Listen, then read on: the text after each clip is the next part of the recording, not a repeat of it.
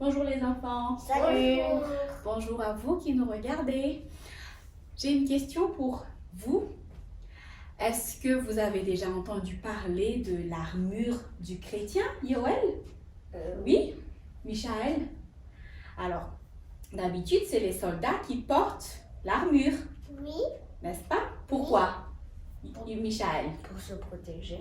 Pour se protéger. Maintenant, la Bible nous parle de l'armure du chrétien. Pourquoi, selon toi, est-ce que le chrétien porte l'armure? Parce que pour se protéger de Satan. D'accord. Dans cette vidéo, nous apprendrons qu'un chrétien a besoin des armes de Dieu.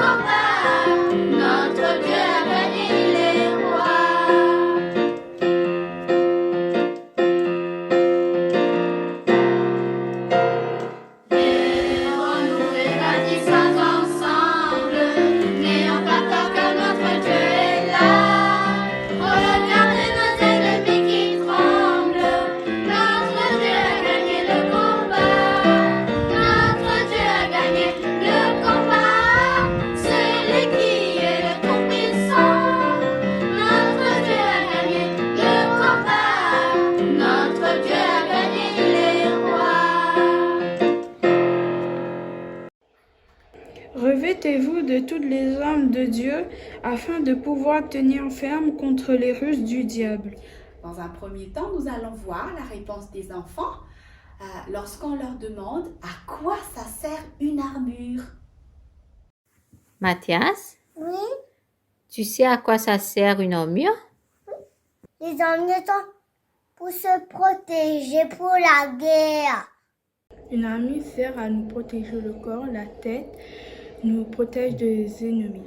L'armure sert à se protéger des ennemis, des combats, pour bien nous protéger, pour pas qu'on a mal pendant la bagarre, mais c'est quelque chose d'utile pour se protéger, c'est comme un grand pansement. De 1914 à 1918, il y avait la Première Guerre mondiale. Et de 1939 à 1945, ce fut la Deuxième Guerre mondiale. Il y a eu des millions de morts dans le monde. Est-ce que tu sais que nous aussi, tous les jours, il y a un combat? Oui. Nous avons un combat à faire? Oui. Tu sais, vous savez, les enfants, tous les jours, nous faisons face à un combat. Allons lire ensemble ce que Éphésiens chapitre 6, verset 12 nous dit. Car nous n'avons pas à lutter contre la chair et le sang, mais contre les dominations, contre les autorités, contre les princes de ce monde de ténèbres, contre les esprits méchants dans les lieux célestes. Donc, en un mot, Yoël, c'est qui notre ennemi?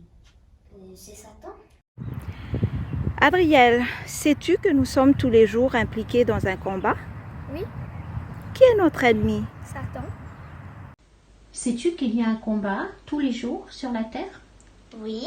Qui est concerné? Dieu nous aide tous les jours à combattre Satan et ses mauvais anges.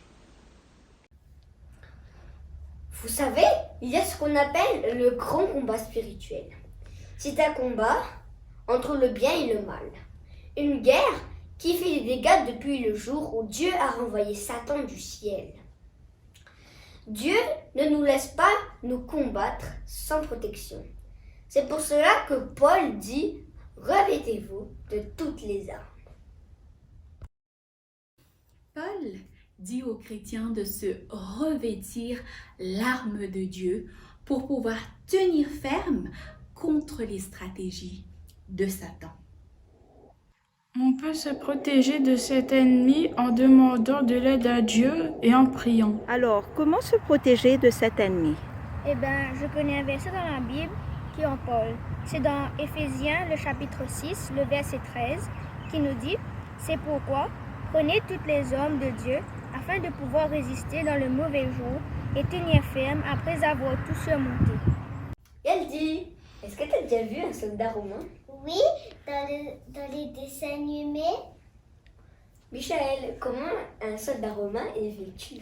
Alors, un soldat romain porte un casque, il a une cuirasse, parfois une cape pour les dirigeants de l'armée, et il porte des sandales, et comme arme, il a une épée, et pour se protéger, il a un bouclier. La première pièce de l'armure, c'est la ceinture de la vérité.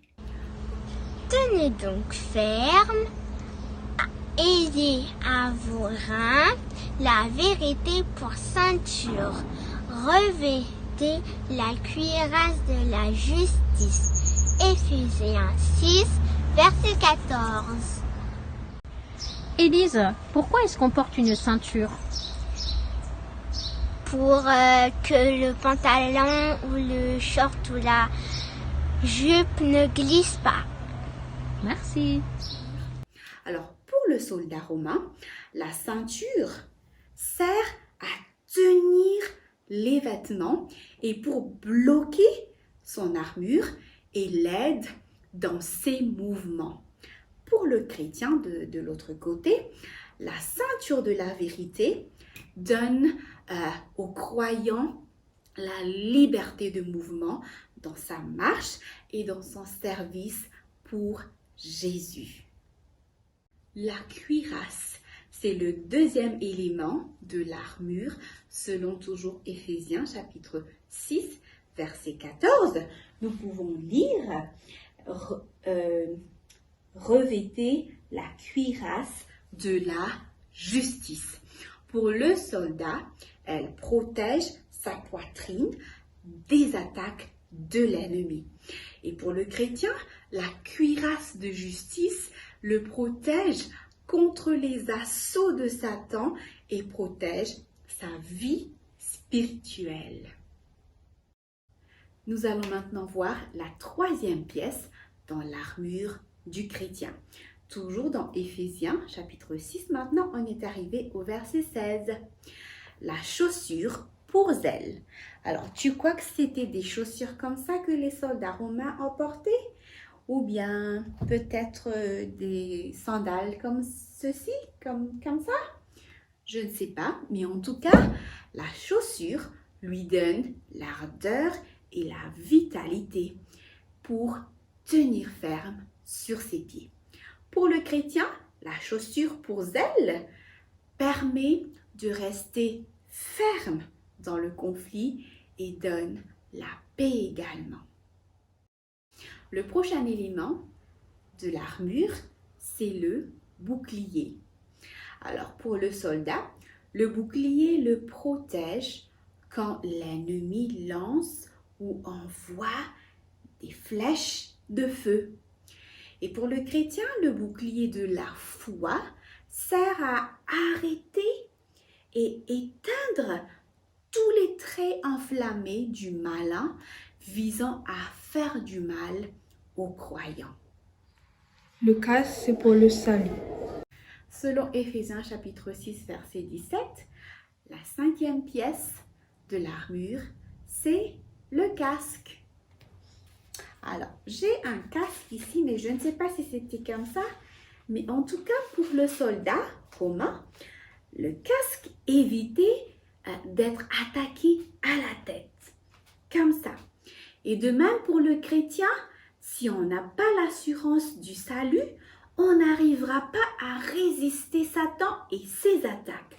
Donc, le casque du salut, c'est très important pour renforcer notre protection.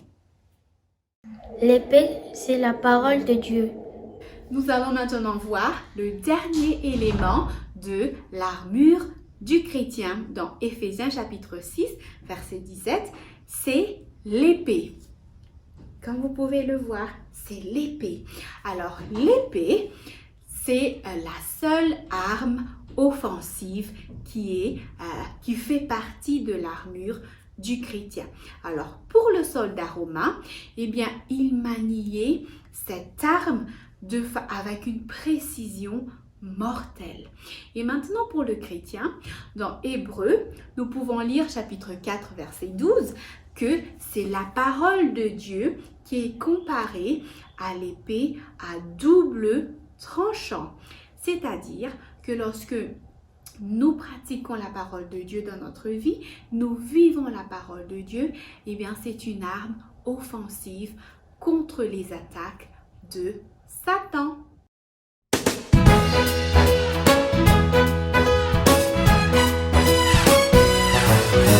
Es-tu prêt à découvrir la langue d'ici? C'est le moment LSF avec Pauline. Bonjour à tous! Cette semaine, nous allons continuer notre apprentissage de la langue des signes française avec 3 nouveaux mots. Le premier, enfant. Enfant. Puis, lutter. Lutter, faire face au combat. Et enfin, la Bible. Bible. Et nous continuons avec une nouvelle lettre de l'alphabet, le I. I. Et voilà, bon apprentissage! À la semaine prochaine! C'était le moment LSF, le moment LSF, le moment LSF avec Pauline.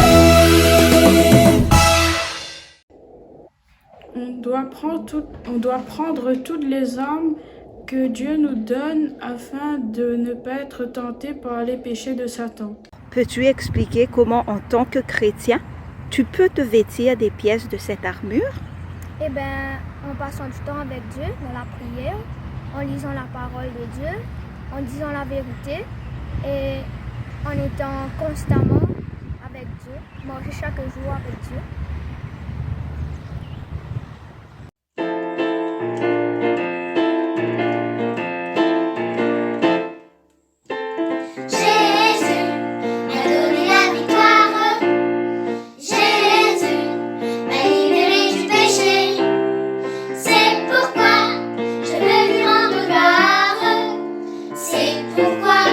C'est pourquoi je veux le louer.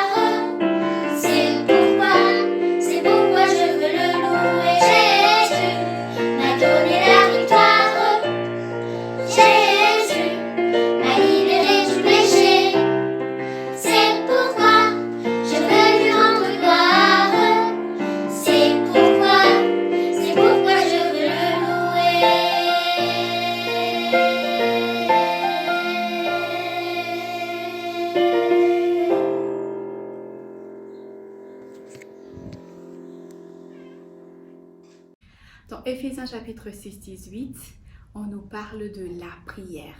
La prière ne fait pas partie de l'armure du chrétien, mais elle est très importante dans la vie d'un croyant.